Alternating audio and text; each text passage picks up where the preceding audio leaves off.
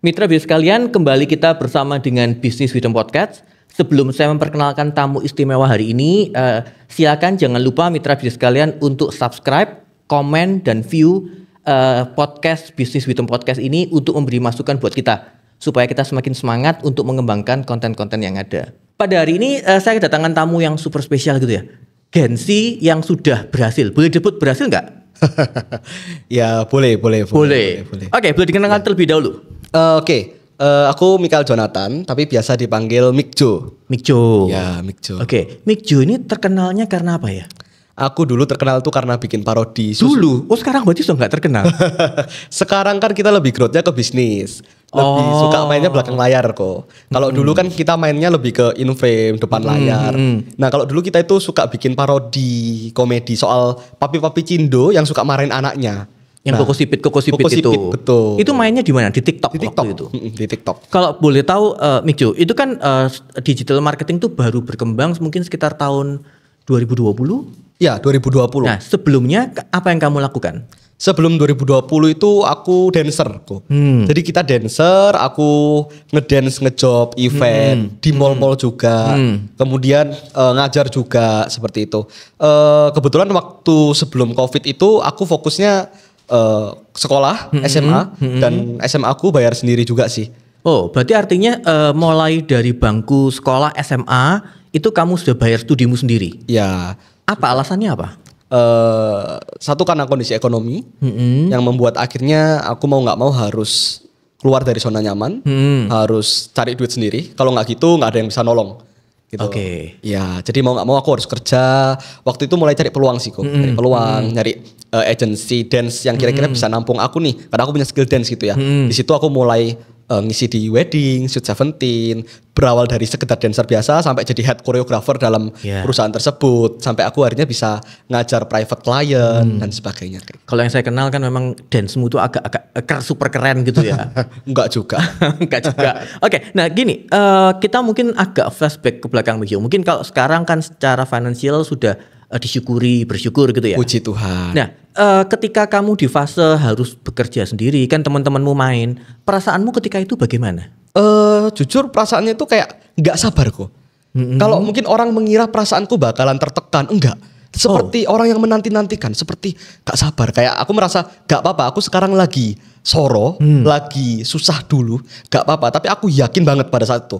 Mungkin dalam 3 tahun, 4 tahun, aku akan jauh lebih sukses daripada teman-temanku yang masih main-main. Visioner kamu maksudnya? Ya, jadi sudah punya keyakinan sejak aku susah, tapi merintis. Nah, mungkin ini yang perlu di-sharingkan ke mitra bisnis kalian tuh, memunculkan motivasi yang positif tuh gimana Mikjo? Jujur aku juga orangnya suka belajar ya aku ya. Nggak cuma dari instansi, tapi aku juga dari YouTube, dari teman-teman. Mungkin ketika kita ngobrol juga. Nah, semakin aku melihat yang positif, mendengarkan yang positif dan berteman dengan orang-orang yang positif, aku jadi ikut kok. Mindsetku, pola pikirku, semangatku. Jadi seperti terdorong untuk ayo bisa. Kalau mereka bisa, aku juga bisa gitu. Berarti artinya kamu harus cari lingkungan yang suportif dan positif ya artinya. Pengalamanku seperti itu kok. Tapi ada nggak suatu fase tertentu dalam hidupmu, kan pasti orang tuh capek itu sesuatu yang wajar. Ada nggak yang merasa, aduh kok gini-gini amat, atau gimana yang kamu alami? Pada saat itu pernah kok. Karena kan aku harus sekolah dari jam 6.45, itu lanjut sampai jam 5 sore. Jam 5 sore lanjut dari barat ke timur, naik motor, bawa tas berat. Jam 6 pas harus ngajar, sesi 1 sampai jam 8 malam, sesi 2 jam 8 malam sampai jam 10 malam. Sampai rumah jam 11, masih harus nata buku, harus belajar buat besok ujian. Itu sudah kayak mau nangis sebetulnya, aku sudah kayak stres sendirian di kamar. Tapi ya pada saat itu baik lagi, karena aku merasa aku harus melakukan ini demi masa depanku sendiri, karena nggak ada yang bisa nolong aku selain diriku. Ya udah, aku jalanin meskipun aku merasa aduh capek ya, tapi aku yakin capekku tuh pasti akan terbayar. Akhirnya mulai kelihatan hasilnya tahun kapan itu Mikjo? Sebetulnya waktu 2020 awal sebelum Covid ya, 2019 akhir itu sudah mulai. Jadi waktu aku SMA itu sudah bisa hasilin di atas UMR lah per bulan. Padahal masih SMA ini kok, masih sekolah. Sudah di atas UMR. Sudah di atas itu. UMR Surabaya saat ini bahkan gitu. Waktu Covid balik lagi dari nol kok. Iya. All reset. Jadi sudah waktu itu sudah enak, sudah all reset. Waktu itu sudah mau nyicil mobil. Kepikirannya mau nyicil mobil Agia waktu itu kok. Tapi nggak jadi semua. Karena Covid. Terus kemudian merintis dari nol. Nah baru aku nemu yang namanya sosial media, bangun akun TikTokku, akhirnya bangun digital marketing agency-ku. Artinya ketika kamu dulu adalah sebagai guru dance dalam arti private tutornya untuk dance, kemudian kamu melihat peluang menjadi influencer berarti itu ya? Betul. Menjadi apa? Ketika itu bidang influencermu apa? Sebetulnya jadi komedi sih kok. Jadi seperti content creator parodi gitu kok. Kenapa milih bidangnya itu? Maksudnya gini, Gen Z itu kan memang generasi yang paham banget memanfaatkan teknologi tuh. Tapi kenapa kamu sampai tertarik untuk menjadi seorang influencer? Oke, pada saat COVID kan kita nggak bisa kemana-mana ya kok ya. Di rumah aja ya. Mau ngajar dance nggak bisa, mau cari kerjaan di luar nggak bisa. Yang ada hanya HP, sosial media kita. Ya udah, aku manfaatin itu kok. Dan pada saat itu kenapa kok kontennya parodi? Karena orang itu di rumah stres, butuh hiburan, butuh sesuatu yang konyol dan lucu. Dan aku hadir di situ untuk isi kebutuhan. Itu beda yang kamu bikin bertiga yang suka dance apa beda bukan yang itu? Beda. Oh beda lagi. Beda. Oh kamu berarti ada bikin konten sendiri yang memang parodi. Iya ada. Itu kelanjutannya yang Koko Sipit ini bukan? Iya yang Koko Sipit betul. Oh berarti Koko Sipit ini juga relatif sudah lama ya? Sudah lama. Justru orang-orang teman-teman kenalnya karena Koko Sipit yang parodi Susuk Indo itu kok. Oke. Nah idenya muncul dari mana? Cara cari ide kreatif dari mana, Mikjo? Kehidupan sehari-hari.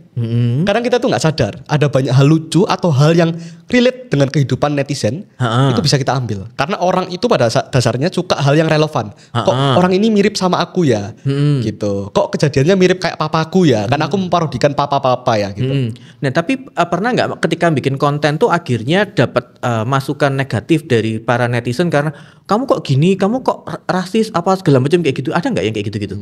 Aku jujur kurang suka mantauin satu-satu. Cuma secara garis besar sih mungkin ada ya. Tapi overall sih positif. Lucu, konyol gitu. Konyolnya tuh yang positif ya kok ya. Lebih ke lucu. Kok mirip sama papaku gitu. Oh lebih ke arah cara membangunnya tapi komentar secara positif. Betul. Nah kalau dari sisi keluarga sendiri gimana Mikjo? Terhadap apa yang kamu lakukan ketika itu? Sebetulnya keluarga itu selalu mendukungku dari awal. Puji Tuhannya aku dilahirkan di keluarga yang selalu support aku baik dalam doa maupun dalam support ini ya perkataan ya verbal gitu ya.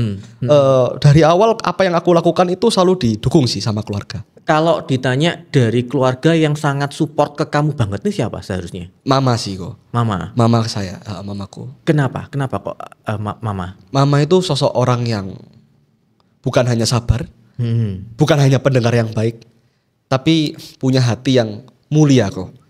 Gitu. Kenapa aku bisa bilang mulia? Apapun yang diambil keputusan oleh anaknya, mama selalu support.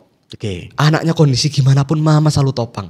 Nggak pernah judge anaknya, nggak pernah underestimate anaknya. Meskipun anaknya belum kelihatan nih skillnya atau hasilnya, tapi mama selalu percaya. Nah, menurutku tuh rasa percaya tuh yang mahal sih. Benar. Dan nggak semua orang tua taruh rasa percaya pada anaknya. Benar. Banyak orang tua yang malah underestimate anaknya. Kamu kok alah gini aja mana bisa siling uang gitu. Tapi dari awal aku merintis, mamaku sudah percaya. Dan itu yang menurutku paling mahal dari orang tua, mama dan papa. Gitu. Oke, nah pertanyaan menariknya gini Mikjo. Kan kadang-kadang orang tua tuh kasih kepercayaan atau trust lah ke anaknya. Tapi anaknya yang menyalahgunakannya. Lah menurut kamu solusi terbaiknya apa? Ya baik lagi sih. Ini pesan buat anak-anak muda ya. Buat anak muda. Kalau kita memang bisa mikir ya, daripada kita cari masalah, udah dikasih kepercayaan kok kita mau ngerusak. Karena kepercayaan tuh nggak datang 2 kali. Sekali kamu rusak, orang jadi trust issue. Benar. Menurutku buat apa? Karena goalku adalah masa depan yang cerah. Ngerusak kepercayaan sama dengan aku merusak masa depanku sendiri. Sama. Ketika kamu juga nanti berbicara dengan klien kan kayak gitu ya. Betul. Yang dijaga tuh kepercayaan. Betul kok. Nah, selama fasenya kamu sebagai content creator sampai di fase itu, pernah nggak merasa ada sesuatu hal yang kamu merasa ini gagal? Pernah. Jujur sebelum aku viral pada akhirnya, itu aku sudah mencoba hampir 8 bulan. Kok nggak FYP? Videoku kok nggak ada yang viewsnya tinggi ya? Itu aku merasa gagal sih kok. Tapi ya itu balik lagi. Tapi kamu tetap konsisten. Aku orangnya agak maksaan kok. Iya kalau aku sudah pengen, tapi yang positif ya kok ya. Kalau aku sudah pengen, aku harus bisa ngonten dengan baik. Ya aku harus ngonten tiap hari, tak cari cara gitu. Nah itu apa? Momennya ketika viral tuh apa? Kalau kan biasanya kamu analisa tuh pasti. Oh berarti mungkin konten yang kayak gini tuh yang lebih cocok. Ada nggak Hal-hal yang kamu lakukan kayak gitu? Ada. Waktu itu aku risetnya itu konten POV. Jadi POV itu kan point of view ketika Papi Cindo marahin anaknya. Pulang malam ketika marahin anaknya nilainya jelek. Nah, ternyata netizen tuh suka yang ini dari teknis ya. Teknis sosial media frame-nya itu deket. Jadi nggak terlalu jauh. Jadi kelihatan tuh dari dada close up ke atas. Oh. Jadi itu juga ngefek. Orang tuh ngelihatnya jelas ke kita. Gitu. Begitu di scroll, lihat video kita apa ini? Lihat. Tapi kalau sudah nggak fokus, in frame-nya jauh, itu orang sudah nggak mau lihat. Oh, ini teori menarik ya. Itu Iya. sampai sekarang, Bikju. Oh iya, sampai sekarang. Kalau bikin konten tuh mendingan orangnya kelihatan besar gitu tuh artinya. Bergantung isi kontennya. Bergantung. Coba boleh dieksplor lebih detail. Kalau isi kontennya soal edukasi, informasi atau hiburan POV, itu harus close up. Karena fokusnya ke orangnya. Tapi kalau ada interaksi dua orang, komedi misalnya, atau dance, atau nyanyi, ya boleh sih agak jauh. Ya, kalau dance cuma kelihatan setengah waktu kan nggak kelihatan dance-nya toh. Nah, terus ketika kamu mulai menjadi influencer, artinya kamu meninggalkan dunia dance-mu ketika itu? Waktu itu belum. Masih tetap dance? Masih dance. Kebetulan kan aku juga ada di lingkungan gereja, yang mana aku ambil pelayanannya itu dance di gereja. Jadi masih ada korelasinya gitu kok. Artinya gini, ketika kamu menjadi influencer itu kan berhasil lah, yang kan berhasil, terus terkenal. Terus kenapa kok tiba-tiba pingin melebarkan lagi bisnismu ke bagian yang lain? Baik lagi ya, karena dari muda, dari SMA udah visioner. Jadi ketika jadi influencer bukannya nggak bersyukur kok, tapi aku merasa ini ada masanya. Jadi mau nggak mau aku harus bikin sesuatu yang lebih sustain, yang bisa topang kira-kira 3-5 tahun ke depannya lagi. Gitu. Dan yang kira-kira bisa aku autopilotkan lah, semi autopilot. Jadi buat Mikjo ini seharusnya influencer sih ada masanya gitu ya. Betul. Jadi kamu harus punya backup plan lagi yang bisa membuat kamu lebih sukses gitu. Betul.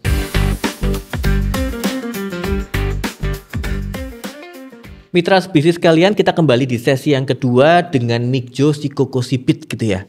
Boleh disebut kayak gitu ya. Kan nama terkenalnya kayak gitu. Iya, boleh. Nah, Mikjo menariknya gini, kan setelah kamu menjadi influencer, masih terkenal, tiba-tiba kamu memikirkan untuk masuk ke bidang yang lain. Nah, terus bidangnya itu apa? Digital marketing agency. Betul kok. Boleh diceritakan? Jadi 2021 itu setahun setelah COVID, setelah ngonten, aku mikir gini, kalau misalnya aku terus jadi influencer, kayaknya aku butuh perkembangan nih. Aku butuh sesuatu yang bisa aku kerjakan dan dikerjakan oleh tim. Makanya 2021 itu mulai freelance. Jadi nggak langsung bikin bisnis kok. Jadi freelance, aku mulai handle, misalnya ini ada perusahaan sanitary, aku handle sosial medianya. Bikin konten. Digital marketing agency itu berarti kamu menghandle sosial media perusahaan corporate gitu? Awalnya. Nah, jadi awalnya gitu, handle sosial media. Satu, kemudian cari lagi freelance nih, dapat 2, 3. Ini solo masih sendiri semua. Jadi dari shooting, editing, jadi talent juga. Jadi semua one man show pada saat itu. Tapi pengalamanmu sebagai influencer memungkinkan kamu tuh ngerjakan itu semua. Betul. Jadi skillnya kepake yang betul kok. Terus perkembangannya gimana? Sampai akhirnya tahun 2022 akhir. 2022 akhir mulai kepikiran, kalau klien ini nggak di-manage dengan baik, nanti juga pada akhirnya akan berhamburan. Karena kita perlu sistem ya, perlu sistem manajemen dengan baik juga. Nah, akhirnya 2023 awal mulailah bentuk Cozy Entertainment tadi kok. Cozy Entertainment. Sampai sekarang masih ada. Sampai sekarang masih ada. Nah, apa yang dilakukan apa aja, Mikjo? Maksudnya fitur-fitur jasa yang dilayani apa aja? Mulai dari branding agency, misalnya nih mau buat personal branding, seorang dokter, pengusaha bisa kita layani. Dari concepting, idenya, editing. Kemudian kita juga digital marketing itu lebih ke arah live shopping. Jadi kita nggak cuma bikin awareness aja, tapi kita juga bikin sales live shoppingnya. Kemudian kita ada business consultantnya juga. Jadi kita akan memberikan konsultasi juga. Kira-kira secara simpel ya, dari sisi sosial media itu kurangnya apa, dan harus seperti apa arahan-arahan. Nah, menariknya gini, Mikjo, kan agensi digital marketing ini banyak banget kan. Nah, terus cara memastikan bahwa ini agensinya bagus. Ini enggak, cara ngukurnya gimana tuh seharusnya? Contohnya gini, kayak personal branding aja. Dipandang bahwa misalnya saya meng-hire Cozy ini sebagai agensi saya untuk personal branding. Untuk buktikan bahwa sudah berhasil ini. Caranya taunya gimana? Sebetulnya gini sih, kalau misalnya berhasil atau tidak, itu dari, kalau personal branding ya, kita harus punya karakter. Seseorang yang kita bangun ini karakternya akan dibangun seperti apa? Arahnya, satu, apakah sudah sesuai dengan goal awal karakternya?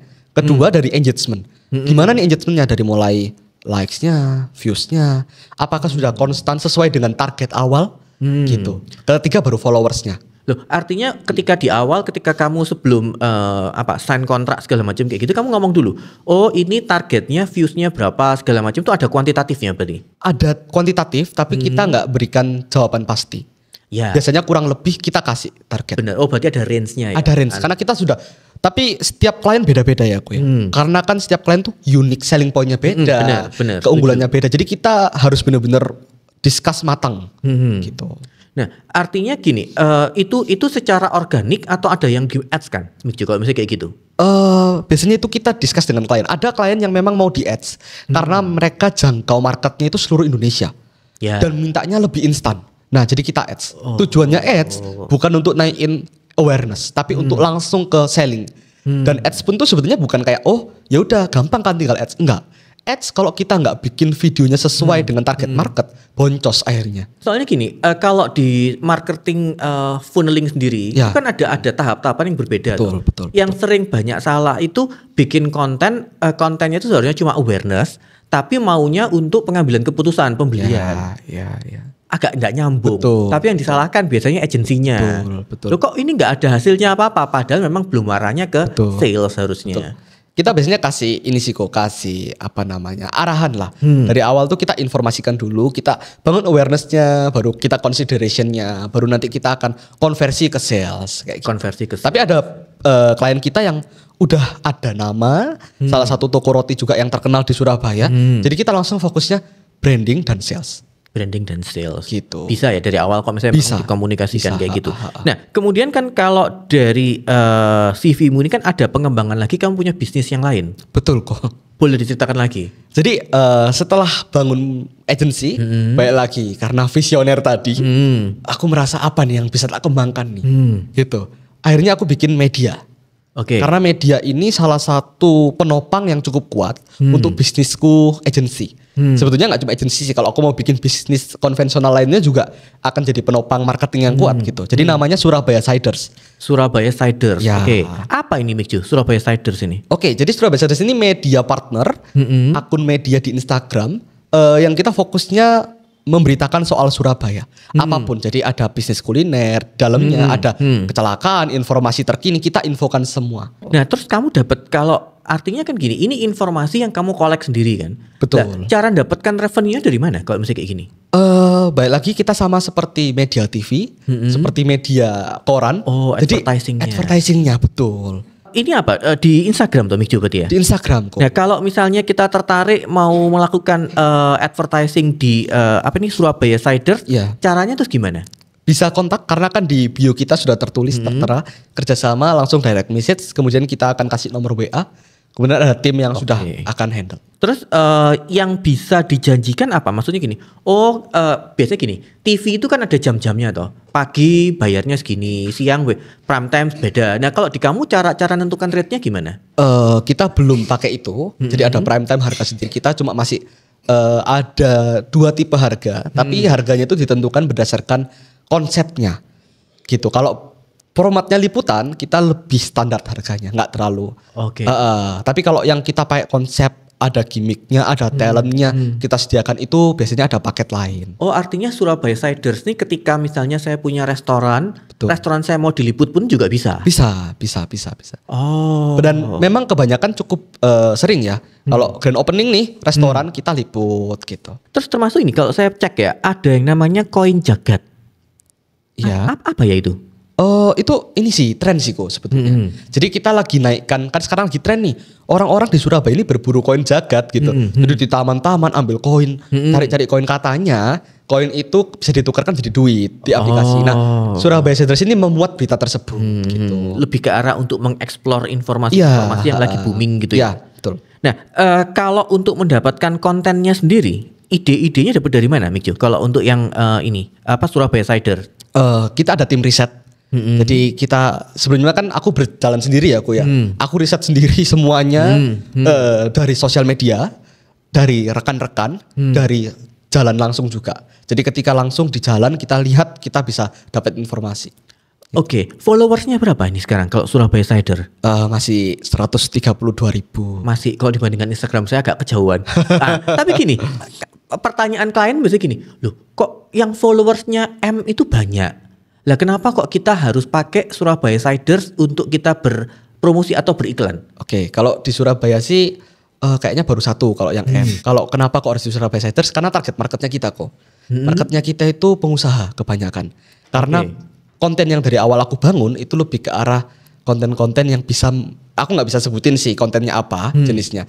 Tapi konten itu bisa menarik para pengusaha, Crazy Rich untuk bisa follow kita. Jadi kalau misalnya promosi di tempat kita bukan bocil-bocil followersnya. Kalau bisa aja followersnya 500.000 tapi isinya bocil. Bukan targetnya. Bukan targetnya. Berarti target followersmu ini atau yang akan menjadi target market buat yang mengiklankan di sini itu adalah para pebisnis termasuk si Crazy Rich Surabaya kayak gitu-gitu harusnya ya. Followers kita ini followers yang aktif kok, aktif dalam selling maupun buying gitu. Nah, kemudian medianya ini hanya menggunakan Instagram. Sebenarnya kita akan explore di TikTok dan YouTube, tapi sementara pengembangan masih di Instagram. Oke. Nah, kemudian kalau mengikuti tren digital saat ini kan, terus apa pengembangan yang kamu lakukan untuk yang media ini? Kalau pengembangan kita nggak cuma di Surabaya, jadi kita ini bikin yang namanya Ciders Company, yang arahnya nanti ada Surabaya, Jakarta, Bandung, Solo, Jogja, Malang dan 10 kota di Surabaya. Loh, artinya sekarang si Ciders ini sudah ada di mana? Sudah ada di 10 kota. Oh, 10 kota sudah ada. 10 kota. Oh, visioner luar biasa ya. Ya. Kota apa aja, Mikjo? Ini tak ingat-ingat dulu ya aku ya. Kalau enggak lulus ini. Surabaya, Jakarta, Jogja, Malang, Semarang, Bandung, Bali, Makassar mungkin. Bali, ya gitulah ya. Ya gitulah ya. 10 kota. Oh, Ciders Update itu yang nasional. Singapore Ciders bikin yang internasional juga ada Singapore Ciders. Sebenarnya ini aku baru buka di sini sih. Ini aku sebenarnya belum mau buka dimanapun, khusus karena ada corona nih. Yang Singapore Ciders. Ya. Tapi ini masih proses ya. Jadi kenapa aku infonya Surabaya dan Jakarta? Karena dua media ini yang sekarang lagi running. Kalau Jakarta hampir 20.000 followers sih. Gitu. Kapan? Ini mulai runningnya yang Jakarta Ciders kapan? Sebetulnya kalau dari Surabaya juga itu Juli tahun lalu. Oh, Juli tahun lalu sudah mulai running. Nah gini Mikjo, ketika kamu Ciders ini kan ternyata punya, kalau Surabaya Ciders berarti kontennya tentang Surabaya. Jakarta Cider kontennya tentang segala sesuatu di Jakarta gitu kan.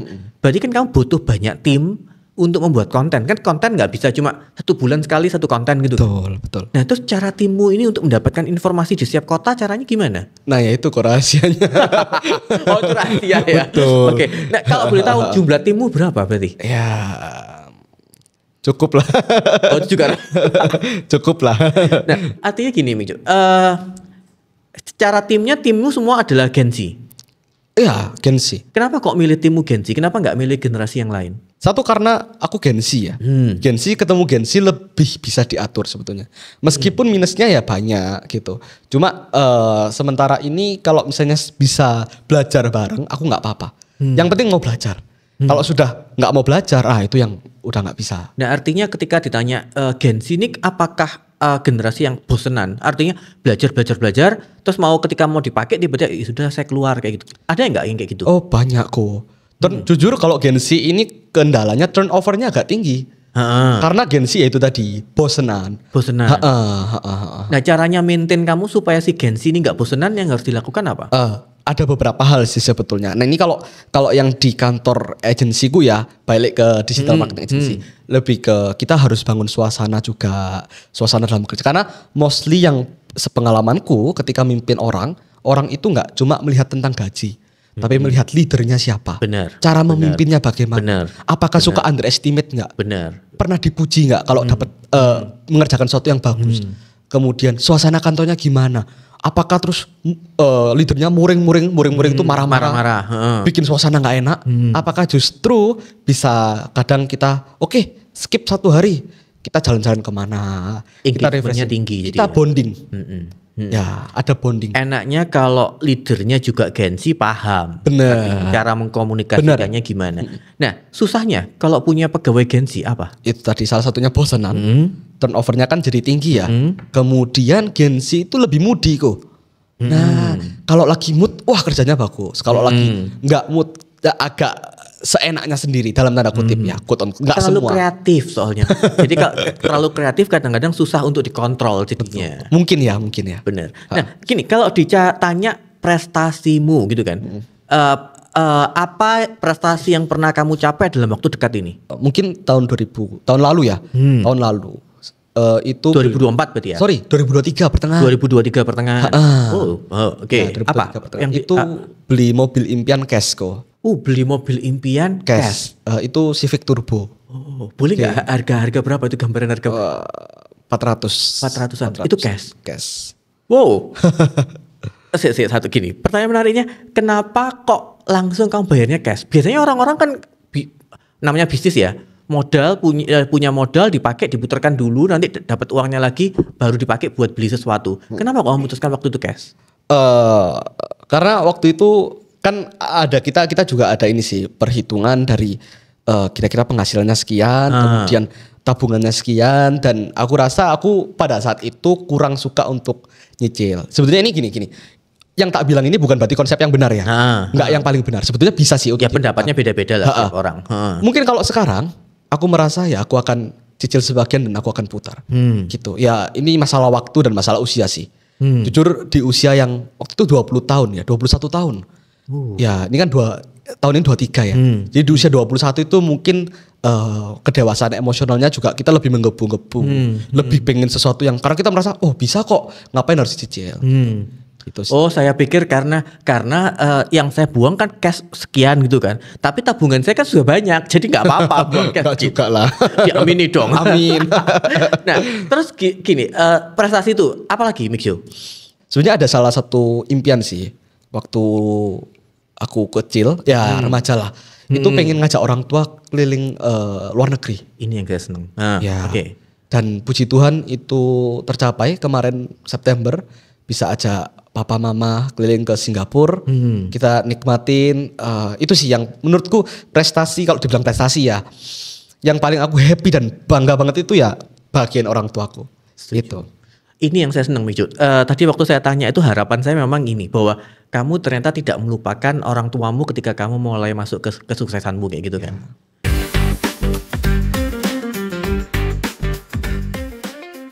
Oke, mitra bisnis sekalian, kita masuk ke dalam sesi yang ketiga bersama dengan Mikjo Sikokosipit gitu ya. Nah, Mikjo, sebelum kita masuk ke sesi kita diskusinya dilanjutkan, ini ada sedikit game singkat gitu ya. Boleh, ayo. Ada 2 kata, kamu nanti cuma tinggal milih kata yang paling menggambarkan dirimu gitu ya. Oke, boleh. Oke, menabung investasi, Investasi, ambisius santai, ambisius, fokus pada kualitas atau fokus pada kuantitas, kualitas, pekerja keras, pekerja cerdas, pekerja cerdas, pendekatan konvensional, pendekatan inovatif, pendekatan inovatif, pengambil resiko atau pemain aman, pengambil resiko, berpikir jangka panjang atau jangka pendek, jangka panjang, kolaboratif kompetitif, kolaboratif, nabung dulu atau check out dulu, nabung dulu, tim self love atau tim overthinking, self love, kemudian jadi content creator atau viewer setia. content creator. Content creator pasti. Oke. Nah, ini menariknya gini, Mikjo. Dari statement-statementmu ini kan kamu memilih lebih menjadi pekerja cerdas dibandingkan pekerja keras. Boleh nggak dieksplor? Maksudnya apa? Gini, kita bekerja itu tujuannya kan untuk mencari uang ya. Dan kita harus tahu cara uang bekerja itu seperti apa. Kalau kita bekerja keras tanpa kita mengetahui bagaimana uang bekerja dan uang ini dikelolanya harus seperti apa, diarahkannya kemana, mendapatkannya itu bisa dengan cara apa, ya kita jadinya lama-lama ya di situ-situ aja. Benar. Meskipun kerjanya udah keras banget, mati-matian banting tulang, ya tetap di situ. Iya, karena kan waktu terbatas, Betul. tenaga terbatas. Betul. Kalau kamu bekerja cuma bekerja keras ya dapatnya cuma gitu-gitu Betul, doang. betul. Benar, setuju saya. Nah, kemudian nih, kalau kamu lebih suka ngambil resiko dibandingkan bermain aman. Gini, aku tuh punya slogan take the risk for the better future. Jadi kalau kita nggak pernah ambil resiko ya, ya kesempatan tuh akan hilang. Karena kesempatan itu akan datang kepada siapa yang mau mencoba.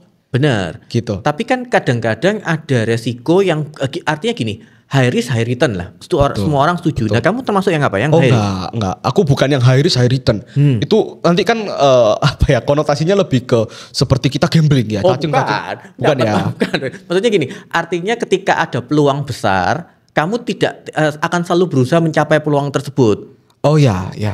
Nah, artinya kan ketika kamu berusaha mencapai peluang yang lebih besar, kemungkinan gagalnya, kemungkinan salahnya kan juga besar. Betul. Aku merasa gini, umurku masih muda. Masih 22 tahun, belum genap 23. Ya apa salahnya aku gunakan jatah gagalku. Kalau misalnya gagal, tapi itu pun masih ada kemungkinan berhasil. Kalau nggak coba nggak ada yang tahu. Daripada gagal waktu aku udah usia 55, 60, malah ada anak istri yang harus dikorbankan. Kalau sekarang kan masih sendiri. Gagal coba lagi. Aku yakin kalau kita gagal dan kita coba lagi, nggak ada yang namanya gagal terus. Pasti akan ketemu berhasil. Nah, tapi untuk meminimalisasi kegagalan yang kamu lakukan apa? Oh, pasti. Aku orangnya itu yang suka menganalisa kok. Jadi sebelum mengerjakan atau menarget segala sesuatu, itu aku analisa dari mulai A sampai Z. Kira-kira penyebab orang lain gagal itu apa? Penyebab orang lain berhasil itu apa? Jadi biasanya kan pola bisnisnya itu kan mirip-mirip ya, yang sudah ada, aku inovasikan lagi. Nah, itu aku analisa dulu. Nah, kalau mentor ada nggak buat Mikjo? Ini dalam hal bisnis ya? Dalam hal bisnis. Kalau sekarang belum sih.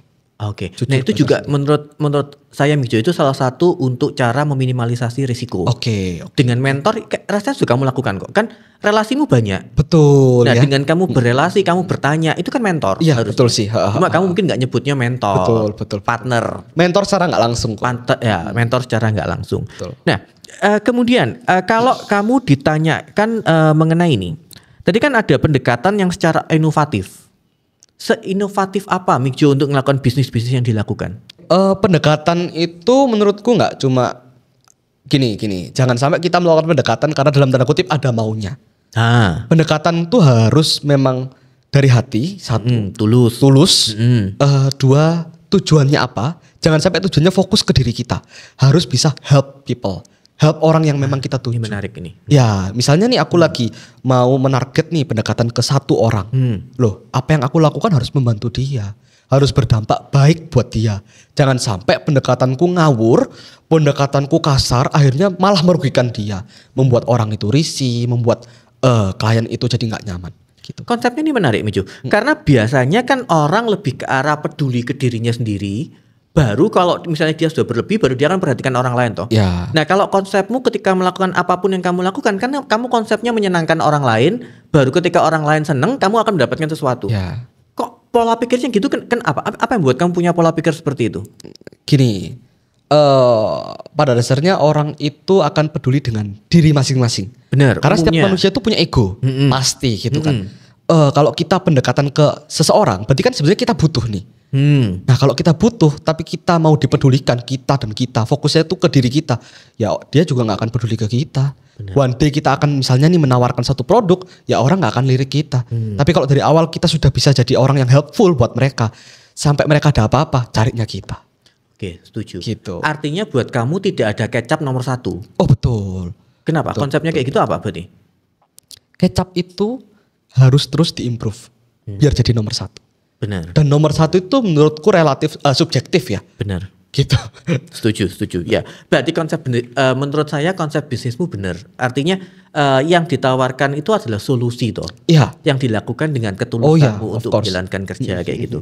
Nah, artinya gini Mikjo, kalau sekarang ditanya ya, ketika kamu ngembangkan, kamu manfaatkan teknologi nggak atau adaptasi dengan artificial intelligence atau segala macam kayak gitu, beradaptasi nggak? Oh pasti.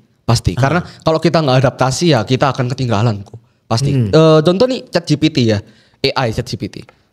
Tim di bawahku sudah aku info semua, aku briefing, aku ajarin cara pakai ChatGPT. Kalau bikin konsep kita punya ide kreatif, tapi kita bisa ajak kolaborasi si AI tersebut. Benar. Jadi konsep tadi itu lebih kompleks, lebih unexpected gitu.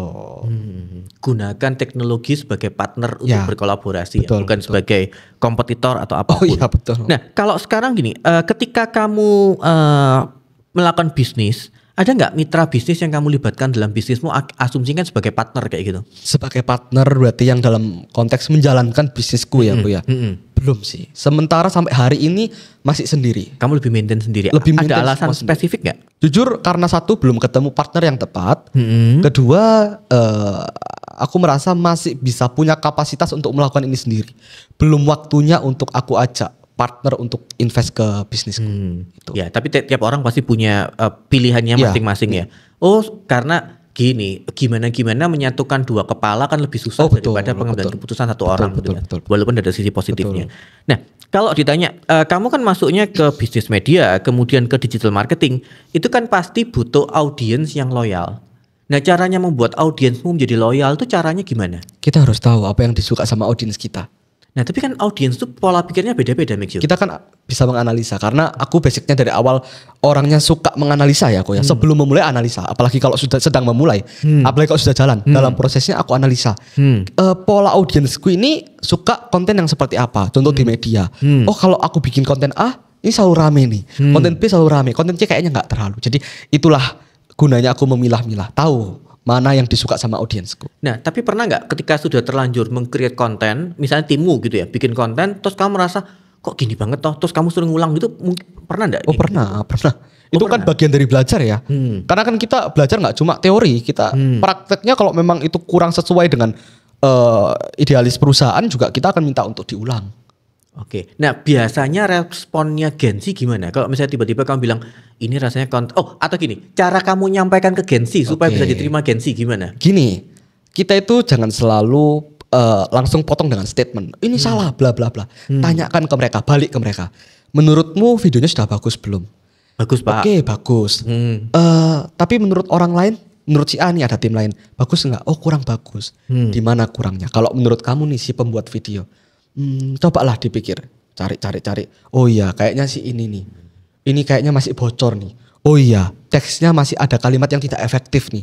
Jadi aku ajak untuk mereka itu mikir salahnya di mana. Refleksi sendiri. Betul. Ya. Jadi aku nggak pernah kamu salah ini gini. Nah. Menarik. Artinya seharusnya Gen Z ini bisa diajak berkomunikasi, tapi yang penting caranya yang disesuaikan. Oh iya betul. Artinya ketika ada kesalahan ya tidak apa-apa, mereka akan terima, tapi mereka harus dijelaskan dulu salahnya itu apa. Kalau bisa mereka menemukan salahnya sendiri kayak betul. Gitu ya. Nah kemudian gini, kalau permasalahan setiap bisnis pasti punya permasalahannya. Kalau di digital marketing atau dunia media ini permasalahan utamanya apa, Mikyo? Gini, digital marketing dulu mungkin ya aku digital ya. Marketing kalau digital marketing itu lebih ke maintain klien. Karena kan maintain itu bukan soal hanya kualitas, bukan hanya kedisiplinan, bukan hanya tim yang bekerja, tapi juga hubungan kita dengan klien. Nah itu yang perlu di maintain. Dan kadang klien juga yang sudah bekerja sama dengan kita bisa aja komplain karena satu hal yang bukan kesalahannya agensi. Misalnya nih kok nggak ada selling, tapi kliennya nggak mau improve. Kita sudah kasih saran, ini produknya kurang menarik, packagingnya jelek misalnya, kurang bagus, tapi nggak mau diimprove, yang disalahkan agensi. Nah itu kan challenge-nya ya seperti itu, mengedukasinya. Kedua kalau di media, ini bagaimana kita terus up to date, karena kita kan harus informatif sekali ya, tapi kita juga nggak boleh kaku. Kita juga harus bisa fleksibel, luas. Adaptability-nya harus tinggi. Harus dalam tanda kutip seru. Ya, jadi Gen Z itu mau nonton juga, milenial mau nonton gitu. Nah, kalau nanya gini, ada nggak klien ketika kamu bikin sesuatu, ternyata value-nya itu nggak sesuai dengan value-mu, terus akhirnya kamu tolak gitu. Misalnya gini, packaging-nya terlalu jelek, dikasih masukan nggak mau berubah misalnya kayak gitu. Akhirnya kamu memutuskan, rasanya kita nggak bisa kerjasama sih Pak, karena akhirnya nggak bisa. Ada. Oh, ada sampai kayak gitu. Lebih ke arah ya aku menginfokan sih, aku nggak berani ambil resiko nanti daripada aku yang disalahkan, kita yang disalahkan. Itu gitu. Bagus harusnya. Ya karena kita bukan ambisi cari klien yang penting banyak. Apapun dituabrak yang penting dapat duit gitu ya. Benar setuju. Kalau kamu ditanya Mikjo, buat motivasi terutama mitra bisnis kalian, terutama yang Gen Z lah, apa yang harus dilakukan supaya kita tuh punya motivasi yang bagus dan kita mau berpikirnya selalu maju ke depan? Pilih lingkungan yang benar. Itu penting banget. Lingkungan tuh dari mulai temen, apa yang kita tonton di sosial media, karena nggak bisa dimungkiri meskipun kita orang yang introvert di kamar terus, di rumah terus, tapi kita bergaulnya dengan sosial media. Nah itu lingkungan kita, pilih konten-konten hal-hal yang positif. Kalau aku dulu suka konten-konten motivasi, cerita orang sukses di podcast seperti ini gitu, aku suka tonton. Kok bisa ya orang itu jadi seperti itu? Nah itu yang akan bentuk mindset kita secara nggak langsung. Nah kemudian kalau konsepnya adalah kompetisi dan kolaborasi, jadi kamu milihnya apa ya? Kolaborasi. Artinya apa? Kamu merasa tidak ada persaingan, semuanya harus bekerja sama atau gitu? Jujur aku orang itu nggak suka musuhan sih kok, gitu. Even kalau misalnya ada gesekan pun aku akan selalu berusaha untuk merangkul dan ayo kita berkolaborasi sebisa mungkin, baik dalam pertemanan maupun dalam bisnis. daripada kompetisi ya maksudnya ya. Karena kalau kompetisi itu kita jadi nggak tenang kok. Kerja itu jadi nggak enak. Misalnya nih kita kerja, harusnya kita bisa kerja dengan santai, kita kerja dengan melihat wah si apa kompetitor A, wah udah jalan segini. Wah, aku lebih fokus dengan goalku, apa yang aku mau capai, visi perusahaan, bukan bergantung dengan wah si kompetitor udah segini. Iya, lebih ke arah berfokus untuk pengembangan diri sendiri dan timmu gitu kan. Kalau lihat kompetitor bagus, ya bersyukur. Artinya juga aku harus bisa belajar sebagai pacuan betul, kita untuk betul. Menarik. Oke, masukan terakhir Mikjo buat para mitra bisnis kalian yang mau kamu sampaikan apa? Boleh berpromosi juga deh kegiatan bisnis pakai gitu. Oke, mungkin kalau buat teman-teman ini buat Gen Z mungkin ya. Boleh. Atau buat semua nih kok. Gen Z boleh, buat semua juga boleh. Oke, jangan fokus sama diri kita, jangan fokus sama produk-produk kita. Kita harus fokus dengan apa yang bisa kita lakukan buat target market kita. Kalau kita berbisnis, kira-kira kita ini bisa help apa buat orang. Itu satu. Kedua, jangan patah semangat. Yang pasti konsisten. Terus kalau gagal coba lagi. Ini buat Gen Z, gagal coba lagi. Gen Z sekarang ini agak mudah menyerah kalau aku lihat. Jangan menyerah. Sering-sering berkumpul dengan orang yang positif. Maka kamu juga akan berpikiran positif dan terus optimis. Luar biasa. Gitu. Oke, luar biasa Mikjo. Mitra bisnis kalian, saya tutup dengan suatu quote yang menarik. Kesuksesan adalah perjalanan, bukan tujuan akhir. Melangkah sejak dini berarti sudah memberi dirimu waktu lebih untuk belajar, untuk gagal, dan untuk tumbuh. Wah, luar biasa. Saya Ronald. Saya Mikjo. Sukses selalu untuk Anda.